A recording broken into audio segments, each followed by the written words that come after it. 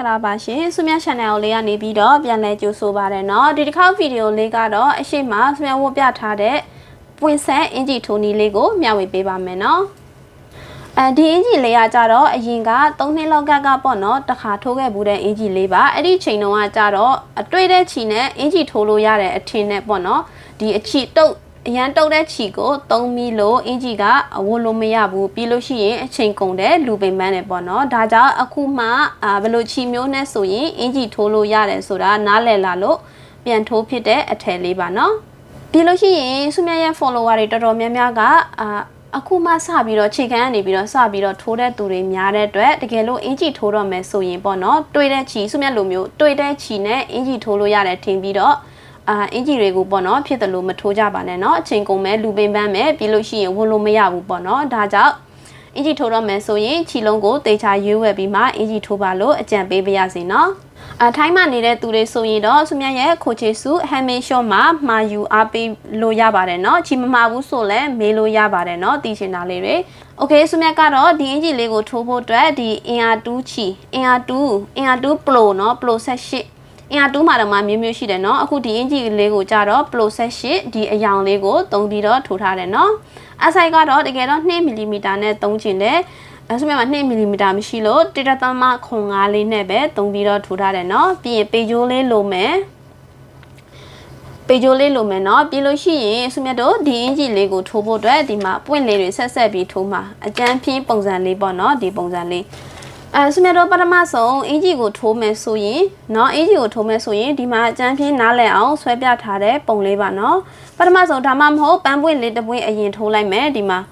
เนาะပန်းပွင့်လေးတစ်ပွင့်အရင်ထိုးပြီးလို့ရှိရင်ပေဂျိုးလေးနဲ့တိုင်းကြည့်ပါကိုထိုးထားတဲ့ပန်းပွင့်ကကိုသုံးထားတဲ့ချီကဘယ်နဲ့လက်မရလဲဥပမာ3လက်မရှိတယ်ပဲထား3လက်မရှိတယ်ဆိုရင်ကိုယ့်ရဲ့ခန္ဓာကို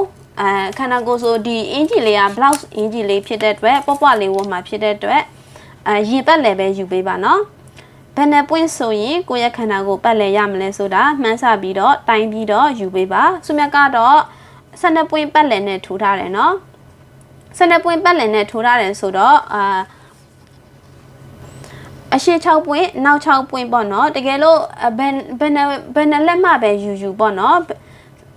အစုံကြအောင်ယူပေးပါဥပမာ12ပွင့်14ပွင့်အဲ့လိုမျိုးပေါ့16ပွင့်10ပွင့်အဲ့လိုပဲယူပေးပါနော်ပြီးလို့ရှိရင်ဆုမြတ်တို့ထိုးပြီးလို့ရှိရင်ဒီနားမှာ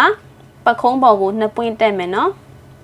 ပခုံးပေါ်2ပွင့်တက်မယ်ဒီဘက်ပခုံးပေါ်2ပွင့်တက်မယ်ပြီးလို့ရှိရင်ပခုံးကိုပေါ်ကိုတက်ပြီးမှဒီမှာ3ပွင့်တစ်ခါပြန်ထည့်မယ်ဒီနေရာလေးမှာနော်ဒီလိုမျိုး3ပွင့်တစ်ခါပြန်ထည့်မယ်အရှိမလည်း3ပွင့်နောက်မှလည်း3ပွင့်ပြန်ထည့်မယ်မဟုတ်ရင်ဒီလက်ပင်ရအရင်ဟိုက်နေမှာဆိုလို့เนาะဒီမှာဒါမှမဟုတ်အပွင့်လိုက်မထည့်ကြဘူးဆိုရင်ဒီနောက်မှာကြတော့3ပွင့်ထည့်ပြီးတော့နောက်ချမ်းမှာ3ပွင့်ထည့်ပြီးအရှိချမ်းမှာကကြတော့တဝက်လေးလည်းထည့်လို့ရတယ်ပေါ့เนาะပန်းပွင့်တစ်ချမ်းလေးလည်းထည့်လို့ရတယ်เนาะ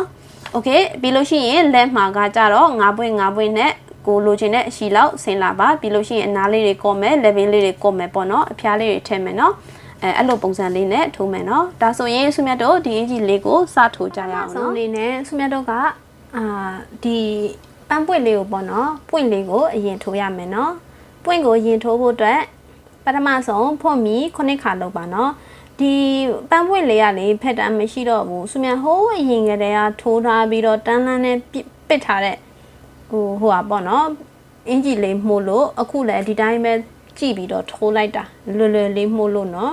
ဖက်တန်လဲရှာလို့မတွေ့တော့ဘူးเนาะပထမဆုံးဖွင့်ပြီး9ခါထိုးပါ2 4 5 6ခွန်ဖွင့်ပြီး9ခါထိုးပြီးလို့ရှိရင်ပထမဆုံးဖွင့်ပြီးမှာဖွင့်ပြီးရဲ့ပေါက်မှာထည့်ပြီးတော့ရှက်ကော်လေးနဲ့ခြေလိုက်ပါအဝိုင်းလေးလှုပ်လိုက်တယ်ပေါ့เนาะပြီးလို့ရှိရင်ဖွင့်ပြီး9ခါတက်မယ်1 2 3 4 5ခါဖွင့်ပြီး9ခါတက်ပြီးတော့အမှ3ခါရည်မယ်เนาะ3ရစ်တင်တိုင်ပြီးရင်ဒီပေါက်ထဲမှာပဲပေါက်ကြီးထဲမှာထည့်ပြီးတော့နှစ်ခုကိုဖြုတ်နှစ်ခုကြံလို့ရှိရင်အထဲမှာဒီတိုင်းသိမ်းထားမယ်ပြီးရင်အမှ3ခါထပ်ရစ်မယ်เนาะပြီးလို့ရှိရင်ဒီပေါက်ကြီးထဲမှာပဲနှစ်ခုကိုဖြုတ်ဒီမှာပထမဆုံးဖွင့်ပြီး5ချက်ကိုပါရေလို့ရှိရင်တော့3တိုင်ရတယ်ဆိုပြီးသဘောရတယ်เนาะဒီလိုမျိုး โอเคဒါဆိုရင်ဆွေမြတ်တို့အကုန်လုံးဖြုတ်လိုက်မယ်ဒါဆိုရင်ပွင့်ချတစ်ခုရပြီเนาะပွင့်ချတစ်ခုရပြီဆိုရင်ဖွင့်ပြီး9ချက်ချမယ်1 2 3 4 5 6 9ပြီးရင်အမှ2ခါရင်းမယ်3ခါရင်းမယ်เนาะအမှ3ခါရင်းပြီးတော့ဒီပေါက်ကြီးထဲမှာပဲနှစ်ခုကိုဖြုတ်เนาะပြီးရင်အမှ3ခါရင်းမယ်ဒီပေါက်ကြီးထဲမှာပဲတစ်ခါဖြုတ်နှစ်ခါဖြုတ်3ခါဖြုတ်အဲ့ထဲမှာဒီတိုင်းသိမ်းထားမယ်เนาะအမှ3ခါပြန်ရင်းမယ်ဒီပေါက်ထဲမှာပဲနှစ်ခါဖြုတ်เนาะဒီလိုမျိုးအဲ့ထဲမှာ4ခုကြံပြီးဆိုရင်အကုန်လုံးကိုထုတ်လိုက်မယ်ဒါဆိုရင်ပွင့်ဖက်လေး2ခုရပြီเนาะဒီဘက်က1ခု2ခုရပြီဒါဆိုဖွင့်ပြီး9ခါပြန်ချမယ်4 5 6 9ပြီးအမှ2ခါရင်းမယ်3ခါရင်းမယ်ဒီပေါက်ထဲမှာပဲအဲ့လိုမျိုးပွင့်ချက်လေးပြန်လုပ်မယ်3ရက်တင်တိုင်းကို3ခါ3တိုင်ပြီးမှတစ်ခါလဲဆူချော့တာเนาะ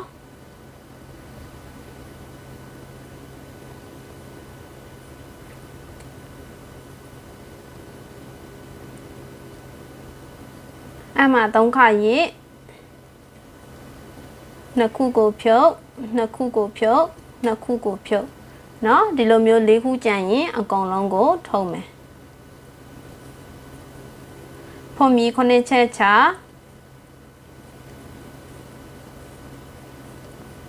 ပြီးလို့ရှိရင်ဒီမှာဆိုရင်ပွင့်ဖက်လေး3ခုရပြီเนาะအကုန်လုံးပွင့်ဖက်လေးတွေ10ခုဖြစ်အောင်အခုစမြတ်ထိုးပြတဲ့ပုံစံတိုင်းပဲထိုးသွားမယ်เนาะ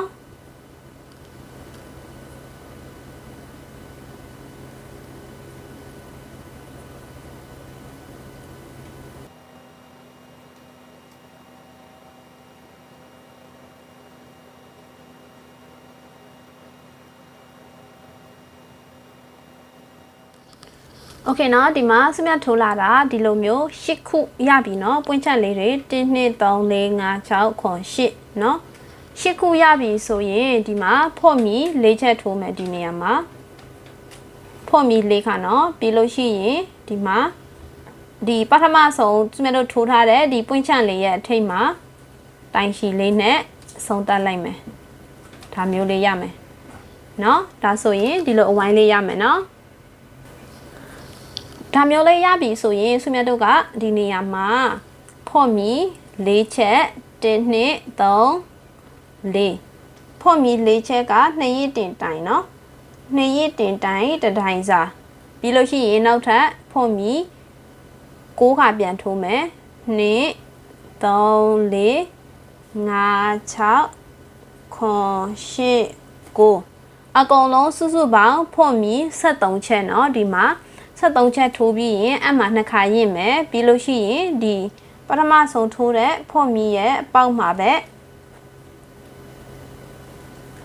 2ရက်တင်တိုင်းတတိုင်းထိုးလိုက်မယ်ဒီလိုမျိုးလေးရမယ်เนาะပြီးလို့ရှိရင်ဖော့မီ1 2 3 4 5 6 9ဖော့မီ9ခါထိုးပြီးလို့ရှိရင်နောက်ထပ်ဒီပွင့်ချက်မှာเนาะဒီမှာဒီနေရာမှာလက်တက်ဖော့မီရဲ့ပေါက်လေးထဲမှာချင်းပေါက်လေးထဲမှာယူမယ်เนาะ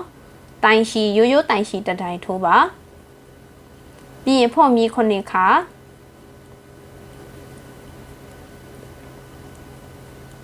ဖော့မီ9ခါထိုးပြီးရင်ဒီပေါက်ထဲမှာပဲရိုးရိုးတိုင်ရှည်တတိုင်ထပ်ထိုးမယ် V ပေါက်လေးဖြစ်အောင်လုပ်တယ်เนาะဒါမျိုးပြီးလို့ရှိရင်ဖော့မီ9ခါ1 2 3 4 5 6 9เนาะပြီးရင်အမှ2ခါရင့်ပြီးတော့ဒီနောက်တစ်ပေါက်မှာနောက်တစ်ပေါက်ရဲ့ဒီအလက်တက်ဖော့မီမှာเนาะ2ရက်တင်တိုင်ထိုးမယ်2ရက်တင်တိုင်တစ်တိုင်း2ရက်တင်တိုင်ထိုးလိုက်ရိုးရိုးတိုင်ထိုးလိုက်နဲ့ပတ်သွားမယ်เนาะ2ရက်တင်တိုင်တစ်တိုင်းပြီးရင်2ရက်တင်တိုင်ထိုးတဲ့နေရာမှာဆိုရင်ဖော့မီ6ခါ3 4 5 6 9 10 9ပြီးရင်အမှနှစ်ခါရင်ပြီးတော့ဒီနှစ်ရစ်တင်တိုင်ထိုးတဲ့ပေါက်ထဲမှာပဲနှစ်ရစ်တင်တိုင်တစ်တိုင်ထပ်ထိုးမယ်ဒီလိုဒီနေရာမှာနှစ်ရစ်တင်တိုင်ဖော်မီ9ချက်ရိုးရိုးတိုင်ရှိအလယ်မှာဖော်မီ9ချက်ချတိုင်ရိုးရိုးတိုင်ရှိပြီးရင်ဖော်မီ9ခါနှစ်ရစ်တင်တိုင်နှစ်ရစ်တင်တိုင်ထိုးပြီးရင်ဒီမှာဖော်မီ9ခါနှစ်ရစ်တင်တိုင်ပြန်ထိုးโอเคဒါဆိုရင်နောက်ထပ်ဒီမှာဖော်မီ9ခါနောက်တစ်ပေါက်မှာရိုးရိုးတိုင်ရှိလက်တက်ပေါက်မှာယူမယ်နော်ချင်းရဲ့လက်တက်မှာရိုးရိုးတိုင်ရှိဖော်မီ9ခါပြီးရင်ဒီအလက်တက်ပေါက်မှာပဲအစယူထိုးထားတဲ့တိုင်ရှိပေါက်မှာပဲတိုင်ရှိတစ်တိုင်ပြန်ထိုးနော်ဒီလိုမျိုးပြီးရင်ဖော်မီ9ခါပြန်ထိုးဖော်မီ9ခါထိုးပြီးရင်နှစ်ရစ်တင်တိုင်နောက်တစ်ပေါက်မှာနောက်ထပ်ချင်းကွင်းတစ်ကွင်းမှာနှစ်ရစ်တင်တိုင်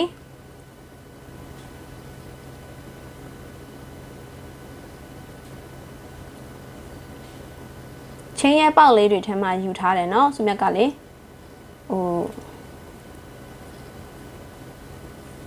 နှစ်ရစ်တင်တိုင်နော်ပြီးရင်နှစ်ရစ်တင်တိုင်ထိုးတဲ့နေရာမှာဆိုရင်ဖော်မီ6ချက်3 4 5 6 9 10 9ပြီးရင်အမှနှစ်ခါရင်ပြီးတော့ဒီပေါက်ထဲမှာပဲနှစ်ရစ်တင်တိုင်ပြန်ထိုးပြီးရင်ဖော်မီ9ခါ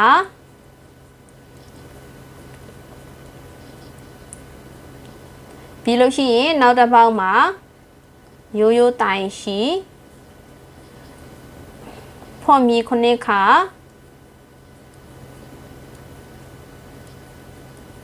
ရိုးရိုးတိုင်ရှိဒီပေါက်ထဲမှာပဲ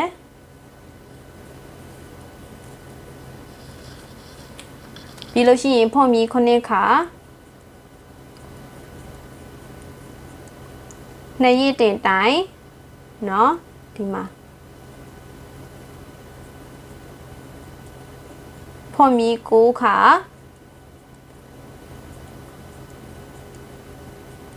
ဒီနှစ်ရစ်တင်တိုင်ရဲ့ဂျားထဲမှာဆိုရင်နှစ်ရစ်တင်တိုင်နဲ့နှစ်ရစ်တင်တိုင်ရဲ့ဂျားထဲမှာဆိုဖော်မီ9ခါယူထားတယ်เนาะ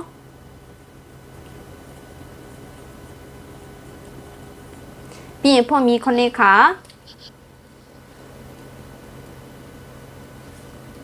ပြီးရင်နောက်တစ်ပေါက်မှာရိုးရိုးတိုင်ရှိပတ်လည်4004ဖြစ်သွားအောင်เนาะပြီးရင်ဖော်မီ9ခါပြန်ချပြီးရင်ဒီမှာရိုးရိုးတိုင်ရှိပြီးရင်ဖော်မီ9ခါပြီးရင်ဒီမှာစမြလုံးစထားတဲ့ပထမဆုံးခွင်းလေးကိုရောက်လာပြီဒါဆိုရင်ဒီမှာဒီကနေရေးလိုက်ပါ1 2 3 4 4ပေါက်မြောက်မှာရှက်ကော်လေးနဲ့ချိန်လိုက်မယ်ပြီးရင်ဖော်မီလေးတစ်ချက်ထိုးလိုက်ပါပြီးရင်ခြေစကိုဖြတ်လိုက်ပါနော်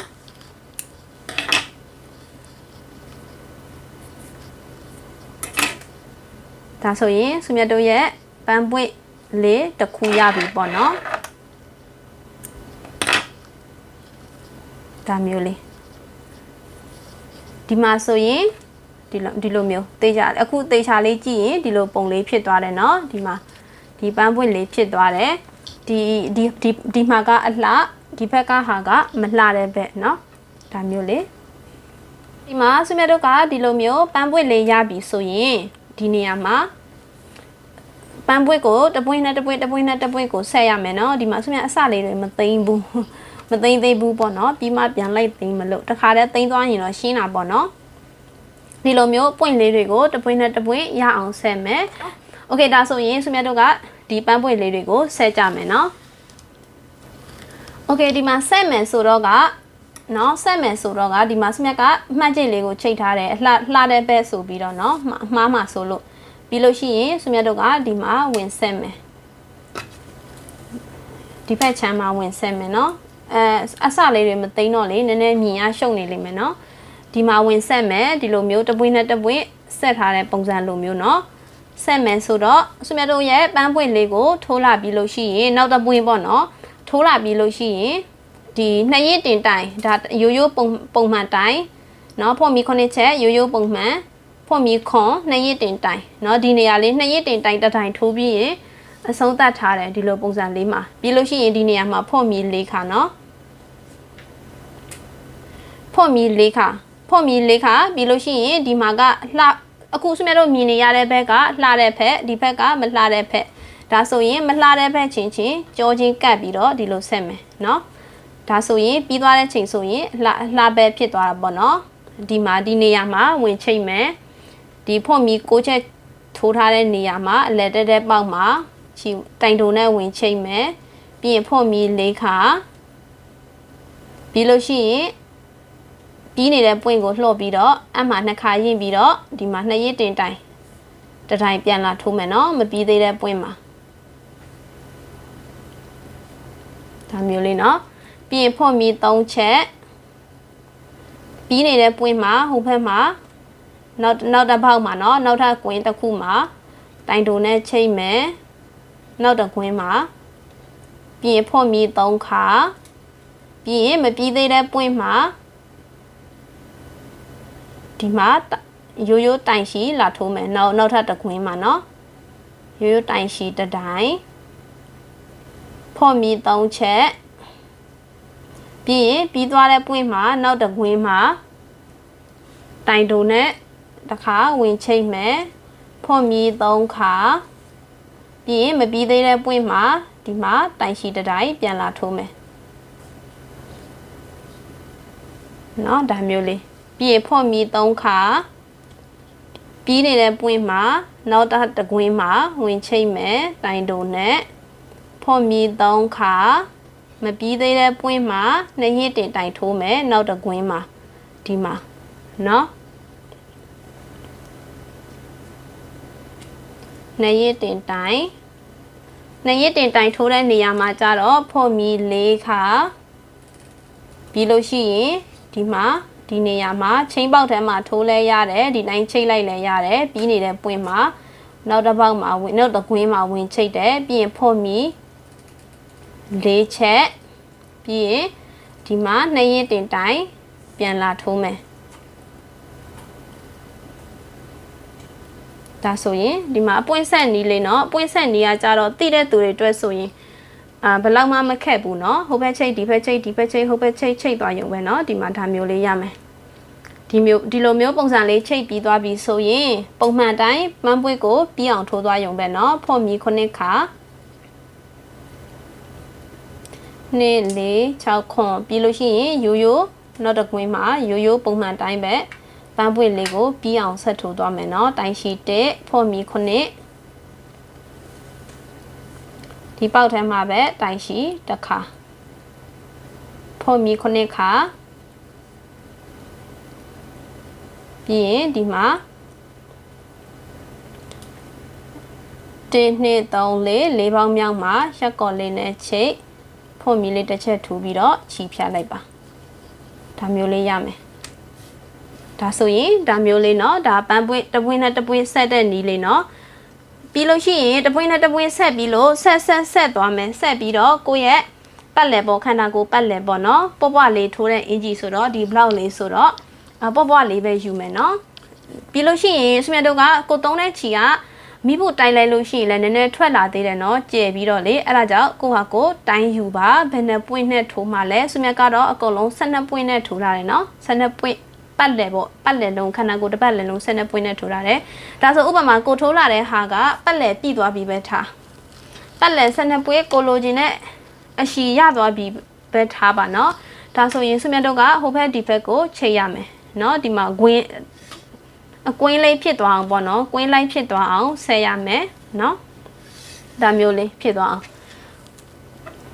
ဒါဆိုရင်ဆွေများတို့ကဒီနေရာမှာကိုက12ပွင့်ပြည့်သွားပြီပဲထားလိုက်ပါနော်ဒီဟာလေးကိုနမူနာလေးကိုဒါဆိုရင်ပတ်လည်ဖြစ်အောင်ဆွေများတို့ကဒီလိုမျိုးဖြစ်အောင်ဆက်ရမယ်ဆိုတော့ဒီနေရာဒီမှာဆက်ရမယ်ဒီနားဆက်ရမယ်ပြီးလို့ရှိရင်ဒီမျက်နှာဆက်ရမယ်ဒီလိုမျိုးဆက်ရမှာဆိုတော့เนาะဒါဆိုရင်နှစ်မျက်နှာဆက်နေလေးကိုတစ်ခါပြန်ပြပေးမယ်เนาะโอเคဒီမှာပန်းပွင့်လေးကိုနှစ်မျက်နှာဆက်ဖို့အတွက်ဒီနေရာနေထားလေးမှာเนาะဒီမှာဒီ 2 4 6 8ခုထိုးပြီးနေထားလေးမှာဒီနေရာလေးမှာစဆက်မယ်နော်ဒီမှာဖော့မီ4ချက်တက်မယ်နော်ပြီးလို့ရှိရင်နောက်ထပ်ဖော့မီ4ခါပြန်တက်မယ်2 4 6 8ခါနော်စုစုပေါင်း8ခါဒီလိုမျိုး8ခါထိုးပြီးလို့ရှိရင်ဒီမှာအရင်ဝင်ဆက်မယ်ဒီမျက်နှာကိုအရင်ဝင်ဆက်မယ်နော်ဒီမှာဝင်ချိတ်မယ်ပြီးရင်ဖော့မီ4ခါပြီးရင်ဒီမပြီးသေးတဲ့ပွင့်မှာပုံမှန်တိုင်း2ရစ်တင်တိုင်းဒီနေရာလေးမှာဝင်ထိုးမယ်နော်ဖော့မီ8ခါတက်ထားတဲ့နေရာလေးမှာ2ရစ်တင်တိုင်းပြီးရင်ဖော့မီ3ခါနဲ့ဆက်မယ်ပြီးနေတဲ့ပွင့်ရဲ့ပေါက်မှာတိုင်တိုနဲ့ဝင်ချိတ်မယ်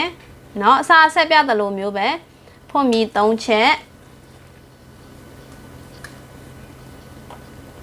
ဖော့မီ3ချက်ထိုးပြီးရင်မပြီးသေးတဲ့ပွင့်မှာ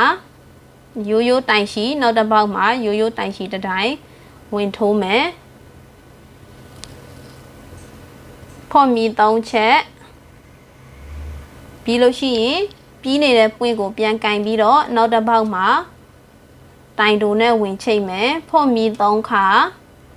မပြီးသေးတဲ့ပွင့်ကိုပြန်လာမယ်ဒီစားတိုင်ရှိထိုးထားတဲ့ပေါက်ထဲမှာပဲတိုင်ရှိတစ်တိုင်းပြန်ထိုးမယ်ဖော့မီ3ခါပြီးလို့ရှိရင်ပြီးနေတဲ့ပွင့်ကိုပြန်ကင်ပြီးတော့ဒီမှာနောက်တစ်ပေါက်မှာနောက်တစ်ဖော့မီရဲ့ကွင်းတစ်ကွင်းမှာတိုင်တိုနဲ့ဝင်ချိတ်မယ်ဖော့မီ3ခါပြီးလို့ရှိရင်မပြီးသေးတဲ့ပွင့်ကိုပြန်လာပြီးတော့2ရစ်တင်တိုင်ကိုနောက်တစ်ပေါက်မှာပြန်ထိုးမယ်2ရစ်တင်တိုင်နော်ပြီးရင်ဖော့မီ4ချက်2ရစ်တင်တိုင်ထိုးတဲ့နေရာမှာဆိုဖော့မီ4ချက်ပြီးရင်ဟိုဘက်ကွင်းမှာနောက်ထပ်ပြီးနေတဲ့ကွင်းမှာပြန်ဝင်ချိတ်မယ်ချိတ်တဲ့ချိန်မှာလေဖော့မီရဲ့ပေါက်လေးမှာယူလဲရတယ်ဒီတိုင်းပဲချိတ်လိုက်လဲရတယ်နော်ဖော့မီ4ခါပြီးရင်ဒီမပြီးသေးတဲ့ပွင့်မှာပဲ2ရစ်တင်တိုင်ပြန်လာထိုးမယ်เนาะဒါဆိုရင်ဒီမှာဒီလိုအနေထားလေးရပြီတမျက်နှာစာပြီးသွားပြီပေါ့နော်ဒီလိုမျိုးတမျက်နှာစာဆက်လိုက်ပြီ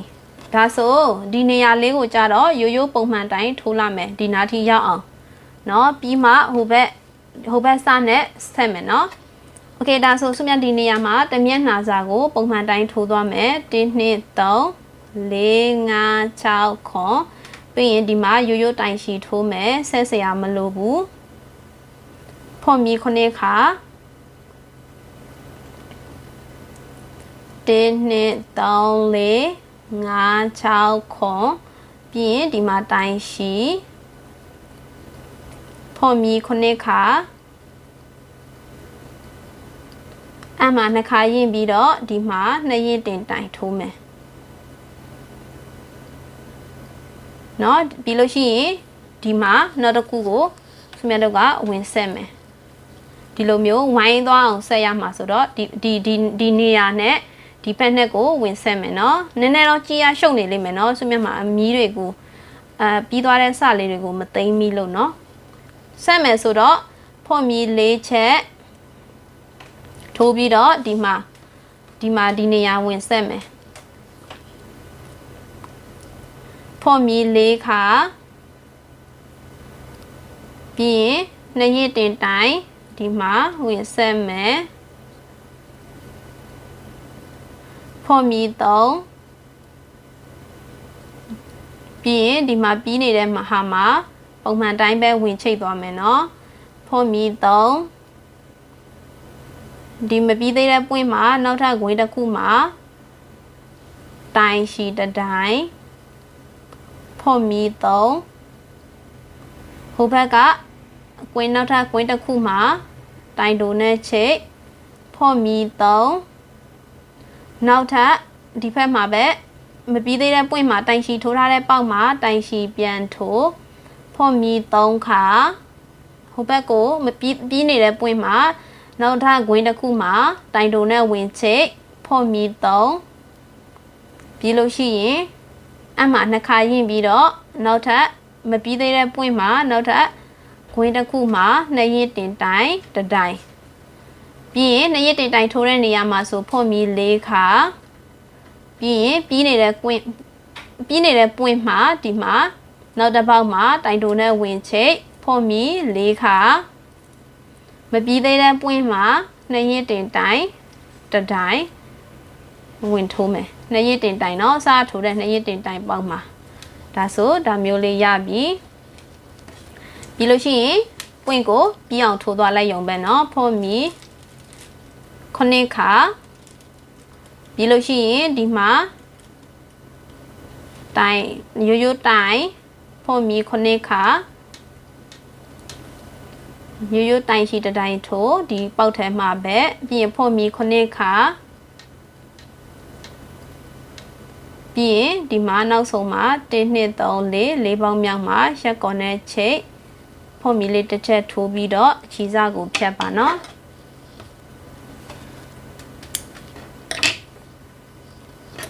โอเคဒါဆိုရင်ဥပမာဒီလိုမျိုး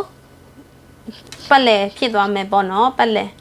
ကိုထိုးမဲ့အင်ဂျီက12ပွင့်ဆို12ပွင့်ပတ်လည်ပေါ့เนาะ10ပွင့်ဆို10ပွင့်14ဆို14เนาะဒီလိုမျိုးဒါနမူနာထိုးပြတာเนาะဆုမြတ်ကနမူနာထိုးပြတာတကယ်ဆုမြတ်ထိုးထားတဲ့အင်ဂျီမှာကြတော့ပတ်လည်12ပွင့်ရှိတယ်เนาะဒီမှာတကယ်ထိုးထားတဲ့အင်ဂျီเนาะဒါဆိုရင်ဆုမြတ်ကဆက်နီးကိုတပွင့်ဆက်နီးတမျက်နှာဆက်နီးလဲပြောပြပြီးပြီနှစ်မျက်နှာဆက်နီးလဲပြောပြပြီးပြီဆိုတော့ဒီနေရာကျန်းပြပြန်ရှင်းပြရမယ်ဆိုရင်ရှင်းပြပြီးလို့ရှိရင်ကိုယ့်အကိုထိုးသွား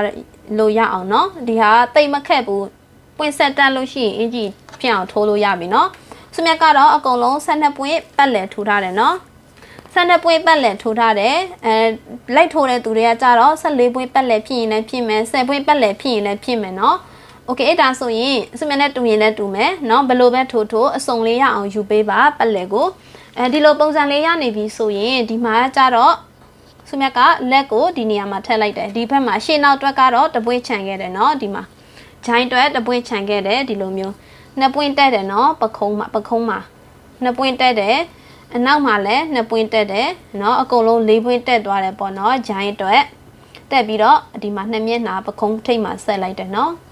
လက်ဘင်းတွက်ကတော့3ပွင့်လက်ဘင်းမှာကျတော့ပခုံးတက်ပြီးမှလက်ဘင်းမှာ3ပွင့်ထပ်ဝင်တယ်ဒီလိုမျိုးเนาะအဲဆိုရင်ဆုမြတ်တို့ရဲ့လက်ဘင်းကတပွင့်စာပဲကျန်ရှေ့တပွင့်နောက်တပွင့်ပဲကျန်တော့တယ်ပေါ့เนาะဂျိုင်းမှာကျတော့2ပွင့်ပေါ့เนาะဒါမျိုးလေးโอเคဒါမျိုးလေးကိုဒီမှာဒါမျိုးလေးရမယ်เนาะဆုမြတ်ပြောတဲ့အတိုင်းဆက်လိုက်လို့ရှိရင်ဒီအနောက်မှာလည်းဆက်လိုက်တယ်เนาะနောက်မှာလည်း3ပွင့်ဝင်ဆက်လိုက်တယ်เนาะเนาะဒီ3ပွင့်ဆက်လိုက်တဲ့ဒီပခုံးတက်ပြီးမှဒီ3ပွင့်ကိုဝင်ဆက်တယ်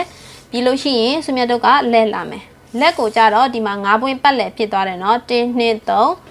4 5ပွင့်ပတ်လည်ဖြစ်သွားတယ်ဆိုတော့5ပွင့်ထိုးလာတယ်အောက်ကို5ပွင့်ပြန်ဆက်လာတယ်ဒီမှာလည်း5ပွင့်ပြန်ဆက်လာတယ်เนาะဒါမျိုးလေးတကယ်လို့ဒီနေရာလေးမှာမိဖို့တိုက်ပြီးလို့လက်ကတုံနေသေးတယ်ဆိုရင်လည်းနောက်ထပ်ရကျင်သေးတယ်ဆိုရင်5ပွင့်ဆက်ထိုးလို့ရတယ်เนาะโอเคဒီပုံစံတိုင်းပဲထိုးသွားပါအရှိကိုလည်းကိုလိုချင်တဲ့ပမာဏလောက်ထိရအောင်ထိုးပါပြီးမှဒီလက်ဘင်းကပြဲနေလို့ရှိရင်လက်ဘင်းကော့နီတို့လက်နာထက်နီတို့ကိုပြန်ပြီးတော့ပြပေးပါမယ်เนาะတကယ်တော့လေဒီလက်ဘင်းလေးကိုဆုမြတ်ကအစကအရှိနဲ့နောက်တူတူယူထားတယ်အစကကြတော့အနောက်ကနည်းနည်းပိတ်ပြီးတော့ရှေ့ကနည်းနည်းလေးနည်းနည်းဟိုက်တာလေးယူမလို့ဒါပေမဲ့အရှိမှလည်းအရှိနဲ့နောက်တူတူယူလိုက်တာဆင်ပြေသွားလို့ဆုမြတ်ကအရှိ3ပွင့်နောက်3ပွင့်ပဲယူလိုက်တယ်เนาะအစကတချမ်းလေးတွေထည့်ဖို့စဉ်းစားထားတယ်ဒါပေမဲ့ဒီပုံစံလေးတိုင်းပဲဆင်ပြေသွားလို့ဒီလက်ဘေးလေးလှုပ်လိုက်တယ်ဒါပေမဲ့နည်းနည်းပြင်းနေတာကိစ္စမရှိဘူးဆုမြတ်တို့အင်ဂျီပြီးသွားပြီဆိုရင်အနားလေးကော့ပြီးတော့ပိတ်လို့ရတယ်เนาะโอเคဒါဆိုရင်ထိုးသွားပါเนาะအခုဆုမြတ်ရှင်းပြတဲ့ပုံစံတိုင်းပဲဆက်ပြီးတော့ထိုးသွားရုံပဲเนาะโอเคเนาะဆုမြတ်တို့ရဲ့အင်ဂျီလေးကပြီးပြီဆိုရင်ဒီလိုပုံစံလေးရမယ်ဒါကတော့ဆုမြတ်လက်ဘင်းလေးကိုအစမ်းကော့ထားတယ်เนาะဒီမှာဆုမြတ်မေ့သွားလို့เนาะဒီပန်းပွင့်လေးတွေဆက်တဲ့ချိန်မှာလေ၄မျက်နှာမဟုတ်ဘူးမှာလို့3မျက်နှာဆက်ရတဲ့နေရာလဲရှိလိမ့်မယ်เนาะပတ်လက်ထိုးပြီးတော့ကိုလုံးပတ်လက်ထိုးပြီးလို့ရှိရင်1မျက်နှာ2မျက်နှာ3မျက်နှာဆက်ရတဲ့နေရာမှာဆိုရင်လဲဆုမြတ်ဆက်ပြတဲ့ပုံစံမျိုးပဲအလဲကပွင့်လေးကိုထိုးပြီးတာနဲ့ဖော့မီရှစ်ချက်တက်ပြီးတော့ဒီဘက်မျက်နှာဆက်ဒီနားဆက်เนาะအဲ့လိုမျိုး3မျက်နှာဆက်သွားလိုက်ရုံပါပဲเนาะပြီးလို့ရှိရင်လက်မှာကကြတော့ဆုမြတ်2ပွင့်ဆင်ထားတယ်เนาะ ပကုံးပေါ်ကဟာမပါပဲတပွင့်နှစ်ပွင့်ဆင်ထားတယ်เนาะဒီလိုမျိုးလေးဖြစ်သွားတယ်ပြီးလို့ရှိရင်ဒီအင်ကြီးကလေထိုးပြီးလို့ရှိရင်ဒီ level ကြီးတွေကဖယိုဖယဲကြီးဖြစ်နေလိမ့်မယ်ဆရာတို့ယူထားတဲ့ chain တွေကများတဲ့အတွက်เนาะလက်လည်းအဲ့လိုပဲလက်လည်းဖယိုဖယဲဖြစ်နေလိမ့်မယ်ပုံစံမကျဖြစ်နေလိမ့်မယ်เนาะဒါကိုဆရာတို့က level လေးတွေကော့မယ်အနားလေးတွေကော့မယ်ဆိုရင်အင်ကြီးကဆင်ပြေသွားတယ်ပေါ့เนาะဒီလက်နှစ်ဖက်ရဲ့ဒီအောက်ကအဖျားလေးတွေကိုကြတော့ဆရာဒီပုံစံလေးကော့လိုက်တယ်เนาะဒီအင်ကြီးအနားတွေကော့တာကကြတော့ကိုယ်စတိုင်နဲ့ကိုအိုင်ဒီယာနဲ့ကိုလှုပ်လို့ရတယ်เนาะစင်ပြတယ်လို့ဒါမှမဟုတ်ဆူမြတ်လှုပ်တယ်လို့မျိုးဆူမြတ်ကော့တဲ့ပုံစံလိုမျိုးလိုက်ပြီးတော့ကော့မယ်ဆိုလဲရတယ်เนาะโอเคဒါဆိုရင်ဆူမြတ်လက်အနားလေးကိုကော့ပြပေးမယ်เนาะပထမဆုံးဆူမြတ်တို့ဒီဂျိုင်အောက်နေရာလေးကနေပြီးတော့ခြီဝင်ချိတ်ပေးပါเนาะဂျိုင်အောက်နေရာလေးကနေပြီးတော့တနေရာရမှာခြီဝင်ချိတ်လိုက်ပါ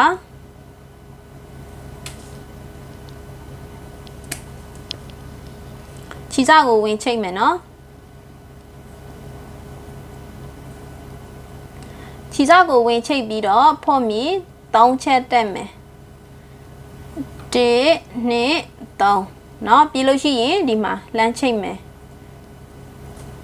ဖော့မီ3ခါဒီမှာလမ်းချိတ်မယ်တိုင်တိုလေးနဲ့ဖော့မီ3ခါပြီးလို့ရှိရင်ဒီမှာလမ်းချိတ်ဖော့မီ3ချက်တကယ်လို့ကိုကဒီလိုမျိုးလှမ်းလိုက်လို့ဥပမာလှမ်းလိုက်လို့ဒီနားကတွန့်သွားတယ်ဆိုရင်မရဘူးเนาะတွန့်သွားလို့ရှိရင်အဆင်မပြေဘူးဖော့မီ3ချက်နဲ့တွန့်သွားတယ်ဆိုရင်ဒီမှာပဲထပ်ချိတ်လိုက်ပါဒါမှမဟုတ်ချင်းပေါက်လေးထဲမှာဆင်ပြေအောင်ချိတ်လိုက်ပါမတွန့်အောင်เนาะဒီကွက်လေးတွေမတွန့်အောင်လုပ်ရမယ်เนาะဖော့မီ3ချက်နဲ့ဟိုဘက်ကိုလှမ်းလို့တွန့်တယ်ဆိုရင်ပေါ့เนาะဖော့မီ3ခါမတွန့်ဘူးဆိုရင်ပုံမှန်တိုင်းပဲတစ်ခွက်မှာတစ်ခါနဲ့ထိုးသွားပါ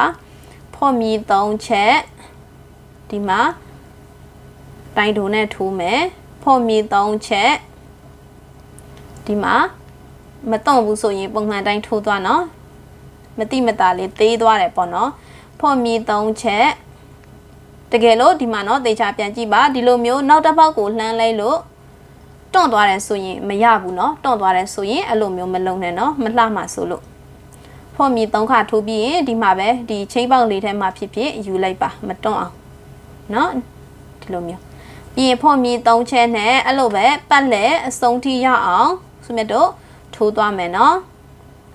ဖော့မီ3ချက်တိုင်တူနဲ့ချိတ်เนาะဒီလိုပုံစံတိုင်းပဲပတ်လက်ထိုးလာပါเนาะအဆုံးကိုရောက်ရင်ပြန်ကြည့်မယ်เนาะโอเคเนาะဒီမှာဆိုမြတ်တို့ထိုးလာလို့အဆုံးကိုရောက်ပြီဆိုရင်ပုံမှန်တိုင်းပဲเนาะဒီမှာဆိုမြတ်တို့စခဲ့တဲ့နေရာလေးเนาะအဆုံးကိုရောက်ပြီဆိုရင်ဒီနေရာမှာဒီအပေါက်လေးထဲကိုရှက်ကော်လေးနဲ့တစ်ချက်ရွှေ့လိုက်ပါเนาะဒီလိုမျိုးလေးပြီးရင်ဖော့မီ3ခါပြီးရင်နောက်ထပ်ဖော့မီ3ခါအကုန်လုံး6ခါပေါ့เนาะပြီးလို့ရှိရင်အမှရင်ပြီးတော့၄ပေါင်းမြောက်ဖော့မီမှာเนาะ1 2 3 4 4ပေါင်းမြောက်မှာတိုင်ရှိဖော့မီရဲ့4ပေါင်းမြောက်မှာတိုင်ရှိ3တိုင်ထိုးမယ်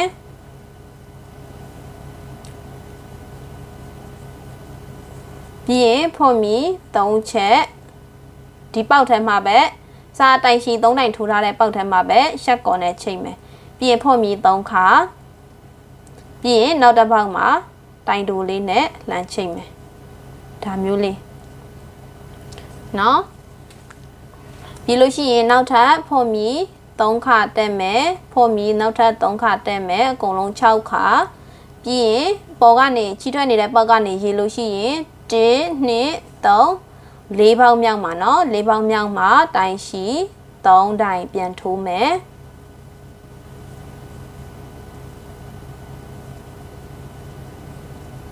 ဖော့မီ3ချက်ပြီးလို့ရှိရင်ရှက်ကော်နဲ့ချိန်မယ်ပြင်ဖော့မီ3ခါဒီလို့ရှိရင်ဒီနားမှာနီးနီးကက်ကက်လေးချိတ်လိုက်မယ်ဆိုအရန်နီးသွားတယ်ဆိုရင်နောက်တစ်ပေါက်မှာကြော်ပြီးချိတ်လဲရတယ်เนาะကိုကဒီအဖုလေးတွေပေါ့เนาะဒီအဖုလေးတွေကိုများများလေးရချင်တယ်ဆိုရင်ဒီအနီးနားလေးမှာပဲဒီလိုမျိုးလုံးလိုက်လဲရတယ်เนาะဒါမှမဟုတ်အများကြီးမရချင်ဘူးနည်းနည်းပဲရချင်တယ်ဆိုရင်တစ်ပေါက်လောက်ကိုကြော်ပြီးတော့နောက်တစ်ပေါက်လောက်မှာချိတ်လိုက်လဲရတယ်เนาะဒီပုံစံလေးပြီးလို့ရှိရင်ဖော့မီ6ခါပြန်တက်မယ် ပြီးရင်၄ပေါက်မြောက်ပေါက်မှာတိုင်ရှိ3တိုင်ပြန်ထိုးမယ်နော်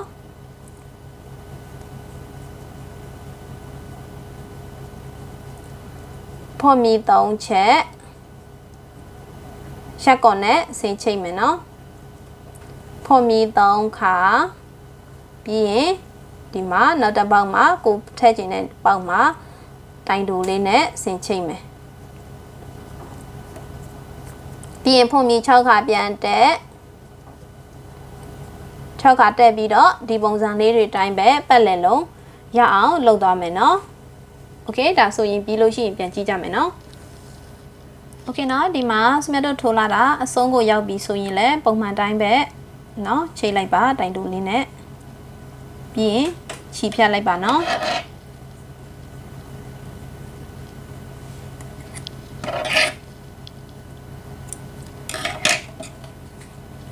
စမြတ်တို့ထိုးပြီးလို့ရှိရင်ဒီလိုပုံစံလေးရမယ်ဒါလေးတွေကိုမီးကြွေလေးတေချာလေးတိုက်လိုက်တယ်ပြီးလို့ရှိရင်ပန်းပွင့်လေးတွေကိုညီညီညာတိုက်လိုက်လို့ရှိရင်လှသွားမယ်เนาะโอเคဒါဆိုရင်စမြတ်တို့လက်နှစ်ဖက်ရယ်เนาะလက်ကတော့နှစ်ဖက်စလုံးဒီလိုမျိုးလုပ်ပါဒီလိုမျိုးကုတ်ပါเนาะပြီးလို့ရှိရင်အောက်ပိုင်းကိုလည်းပဲဒီလိုမျိုးပဲကုတ်ထားတယ်เนาะပြီးလို့ရှိရင်လေပင်စမြတ်တို့ရဲ့အင်ဂျီလေပင်ကဖယိုဖရဲနဲ့ပြဲပြဲဖြစ်နေလိမ့်မယ်ဒါကိုเนาะဒါကိုစမြအစကလက်မှာကော့ပြတယ်လို့မျိုးဖော့မီ3ချက်နဲ့ပတ်လိုက်တယ်နော်ဒီမှာလေဘင်းကိုလည်းပဲအင်ဂျီရဲ့လေဘင်းကိုလည်းပဲဖော့မီ3ခါနဲ့အစလိုမျိုးပဲစမြပတ်လိုက်တယ်နော်ဖော့မီ3ချက်စင်ပြေမဲ့နေရာလေးတွေမှာထိုးပြီးတော့ဖော့မီ3ချက်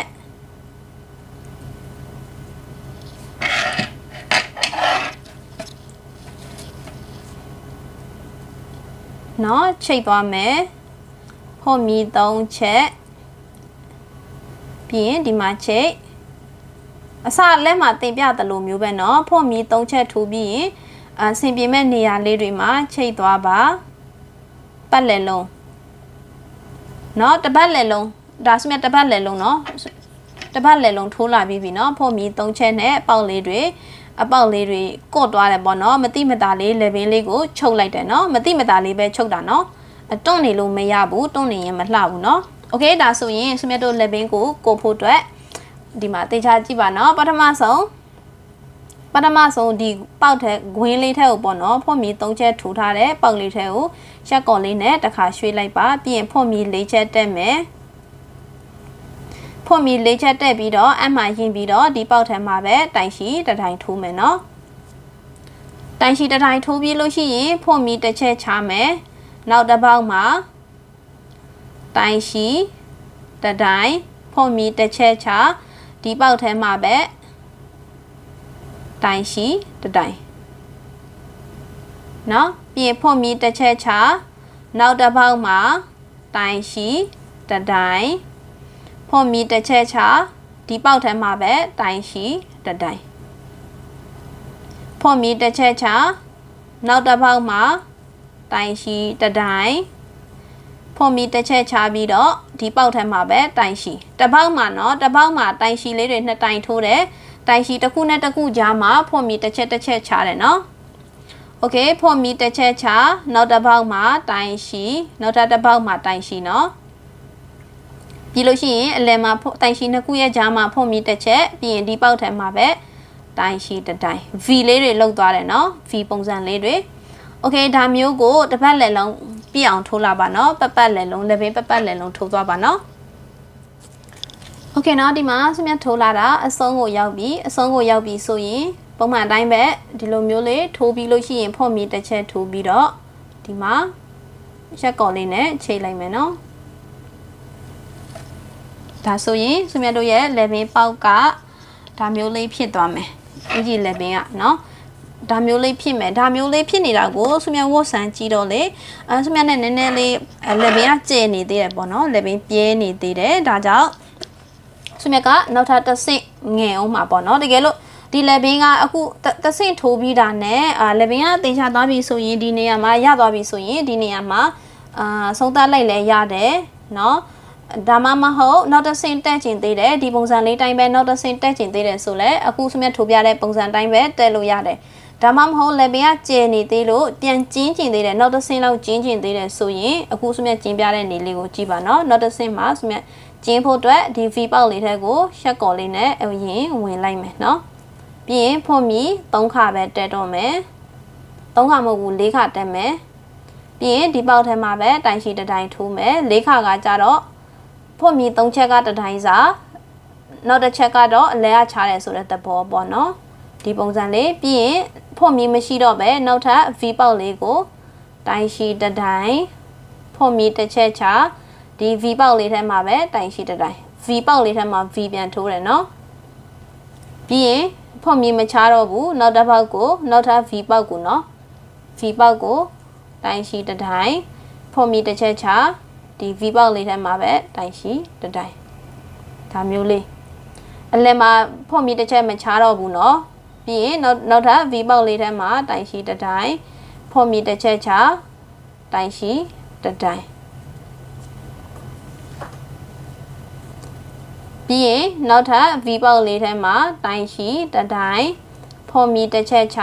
ဒီ V ပေါက်လေးထဲမှာပဲတိုင်ရှိတတိုင်းဒါမျိုးလေးဒါဆိုရင်အစအလယ်မင်းနဲ့နည်းနည်းလေးပိုကျင်းသွားမယ်ဆရာတို့ကအလဲမှာဖွန်မီလေးတစ်ချက်မချတော့ဘူးเนาะโอเคဒီပုံစံလေးတိုင်းတစ်ပတ်ပြန်ထိုးမယ်เนาะโอเคเนาะဒီမှာအဲ့လိုပုံစံလေးနဲ့ပဲတစ်ပတ်လက်ထိုးပြီးသွားပြီဆိုရင်နောက်ဆုံးမှာ1 2 3ပေါင်းမြောက်ရဲ့ထိတ်လေးမှာရက်ကော်လေးနဲ့ချိတ်လိုက်တယ်เนาะပြီးရင်ဖွန်မီလေးတစ်ချက်ထိုးပြီးတော့ချီဖြတ်လိုက်မယ်เนาะ